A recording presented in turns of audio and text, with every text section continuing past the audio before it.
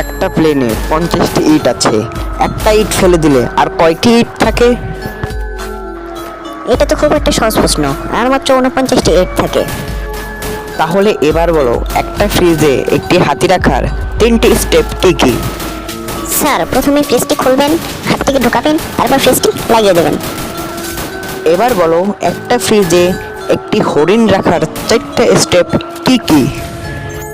Sir, প্রথমে ফ্রিজটি খুলবেন, হাতটি বের করবেন, হরিণটিকে ঢুকিয়ে দেবেন এবং ফ্রিজটি বন্ধ করে দেবেন। তাহলে এবার বলুন, আজকে বনের রাজা সিংহের জন্মদিন, কিন্তু সবাই এসেছে, শুধু একজন আসেনি। বলুন তো সেটা কে? স্যার, এটা তো পুরো সহজ প্রশ্ন, হরিণটি আসেনি, কারণ হরিণটি তো ফ্রিজে বন্ধ রয়েছে। আচ্ছা, এবার একটি কঠিন প্রশ্নের উত্তর দিন। একটি বৃদ্ধা একটি কুমির ভর্তি পুকুর পার হলো, কিন্তু কোনো ক্ষতি ছাড়াই কিভাবে পার হলো? আরে স্যার, এটা তো সহজ প্রশ্ন, কারণ ওই যে সব কুমিরগুলো সিংহের জন্মদিনে গিয়েছে, তাই। এবার লাস্টের প্রশ্নটি বন্ধুরা তোমাদের জন্য। তারপরও বৃদ্ধাটি মারা গেল কেন? পারলে তোমরা উত্তরটি কমেন্টে বলো।